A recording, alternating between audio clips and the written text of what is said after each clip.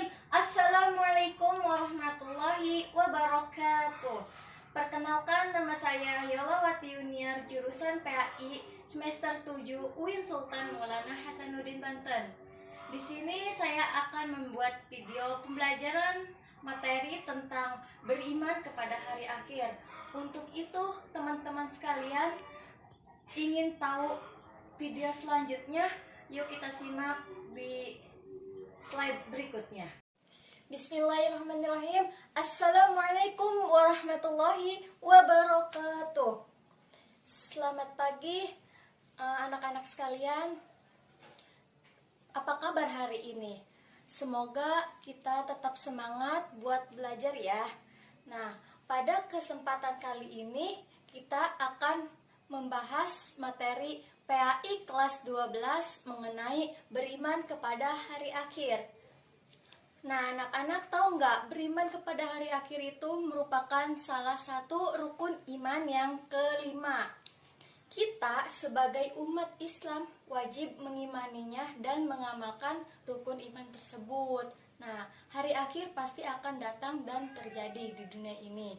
Untuk itu, mari kita bahas mengenai apa itu makna daripada hari akhir, macam-macam hari akhir, dan bagaimana kita tahu manfaat dari hari akhir tersebut dan proses tahapan-tahapan untuk menuju hari akhir itu seperti apa.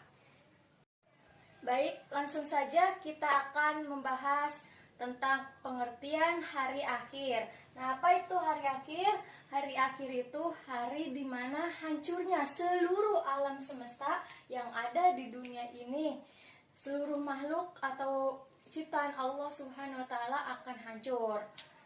Di dalam Quran banyak ayat-ayat yang menjelaskan tentang hari akhir. Salah satunya yaitu di dalam Quran yang berbunyi A'udzu billahi minasyaitonir rajim. Bismillahirrahmanirrahim. Yauma yakunun nasu kal farashil mabthus wa takunul jibalu kal ihnil manfush. Nah, anak-anak, pada hari itu manusia seperti laron-laron yang berterbangan dan gunung-gunung akan dihambur-hamburkan. Artinya ketika sudah datang hari kiamat, maka manusia akan berterbangan seperti laron-laron. Itu Quran di dalam Al-Qari'ah ayat 3 dan 4. Itu anak-anak yang menjelaskan salah satunya tentang hari kiamat. Dan masih banyak ayat-ayat surat-surat lainnya yang menjelaskan tentang hari kiamat tersebut.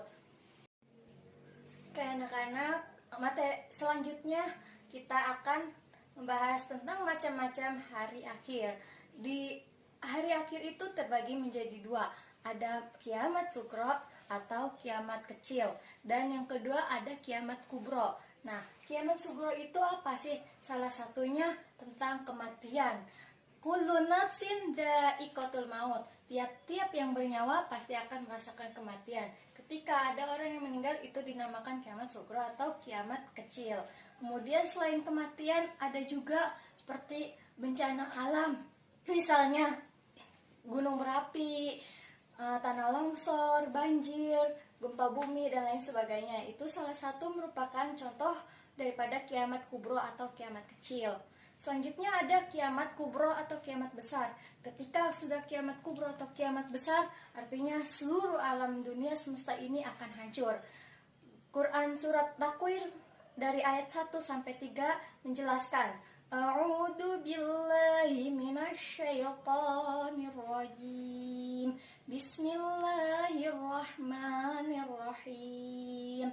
Idza syamsu kuwirat wa idzan nujumu kadarat wa idzal jibalu suyirat. Nah, artinya di dalam Quran surat At-Takwir ayat 1 sampai 3 itu telah menjelaskan bahwa ketika kiamat kubro sudah datang, matahari akan digulung, semua alam semesta ini akan hancur. Begitu penjelasan atau gambaran dari hari kiamat besar atau kiamat kubro yang dijelaskan pada Quran surat At-Takwir ayat 1 sampai 3. Selanjutnya, anak-anak, selain ada macam-macam, hari kiamat itu ada tahapan-tahapan untuk menuju akhirat. Nah, pada hari kiamat telah tiba atau telah datang, maka manusia yang sudah meninggal itu akan dibangkitkan kembali. Nah, namanya itu Yaumul Ba'ats. Yaumul Ba'ats itu artinya proses di mana hari dibangkitkannya manusia dari alam kubur. Nah, ketika manusia sudah meninggal, nah hari kiamat sudah tiba, manusia akan dibangkitkan dari alam kuburnya. Dan kemudian ada namanya Yaumul Hasar. Ketika sudah dibangkitkan manusia dari alam kuburnya, maka manusia itu akan digiring untuk menuju ke padang mahsyar. Ketika di padang mahsyar itu, untuk apa sih manusia-manusia yang sudah meninggal itu dikumpulkan di padang mahsyar? Nah, untuk dibukti atau ditampilkan buku catatan. Nah, di situ ada layar seperti layar infocus ya. Contohnya kayak misalkan kalau kita amal perbuatannya baik, maka kita akan bisa melewati jembatan Asyirat. Amal perbuatan baiknya itu lebih berat daripada perbuatan buruk. Nah, dan namanya jembatan Asyirat itu jembatan yang kecilnya melebihi daripada satu helai rambut, lebih kecil lagi. Apabila kita berhasil melewati jembatan tersebut, maka di hari Yaumul Mizan atau Yaumul Hisab itu berarti amalan baik kita lebih berat. Kalau kita tidak bisa melewatinya, maka kita akan terjerumus masuk ke dalam neraka. Itu teman-teman tahapan untuk menuju hari akhir. Nah, di situ antara kalau kita bisa lewatkan Shirathul Mustaqim, kita akan berhasil, karena itu pintu untuk menuju surga. Adanya surga dan neraka. Anak-anak, beriman kepada hari akhir itu memiliki manfaat. Jadi salah satu manfaat daripada beriman kepada hari akhir itu, yang pertama, kita bisa menumbuhkan sikap hati-hati. Dengan adanya hari akhir, kita sebagai manusia bersikap hati-hati seperti melakukan sesuatu atau kegiatan lainnya. Contoh seperti ujian.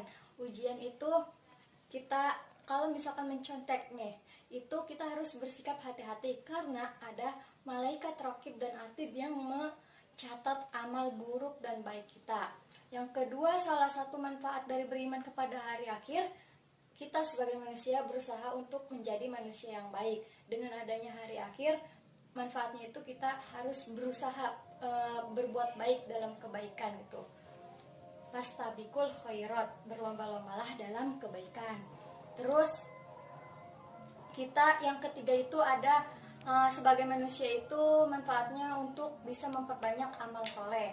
Nah, kita diadakannya di dunia ini untuk bisa memperbanyak amal soleh gitu. Ketika hari kiamat sudah tiba, nah amal baik kita itu baik gitu, banyak yang baiknya daripada yang buruknya. Jadi harus bisa memperbanyak amal soleh, manfaat dari beriman kepada hari akhir itu. Selanjutnya, selain ada manfaat, ada hikmahnya juga. Nah, hikmah dari hari akhir itu salah satunya kita senantiasa termotivasi untuk beramal baik dengan ikhlas.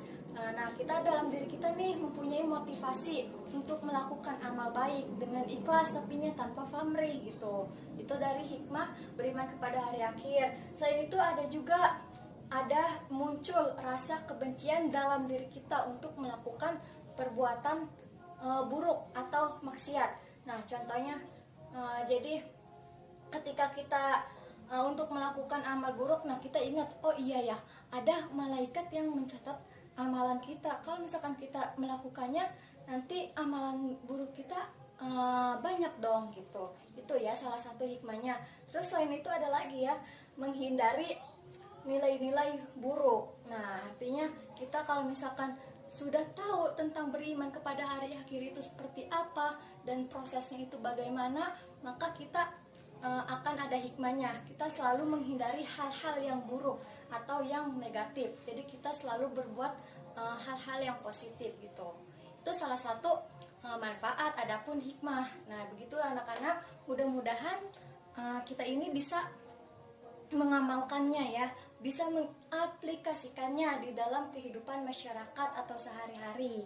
Tuh ya, jadi kita harus bisa berlomba-lomba dalam kebaikan untuk memperbanyak amalan-amalan baik kita.